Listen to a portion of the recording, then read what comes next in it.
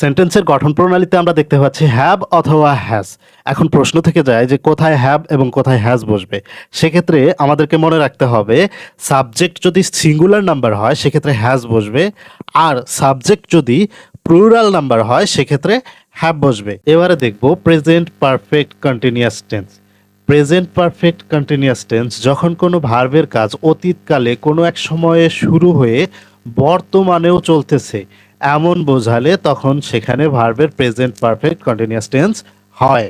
Present perfect continuous টেন্সের গঠন হচ্ছে সাবজেক্ট প্লাস হ্যাভ বিন বা has been plus main verb plus ING plus since form for plus object. এটি হচ্ছে positive structure. তবে এটিকে যদি নেগেটিভ করতে হয় সেক্ষেত্রে হ্যাভ অথবা হ্যাজের পরে নট লাগিয়ে দিয়ে বাকিটা ঠিক রাখলেই এটা নেগেটিভ সেন্টেন্সে রূপান্তরিত হয়ে যাবে। তবে স্ট্রাকচারে আমরা দেখতে পাচ্ছি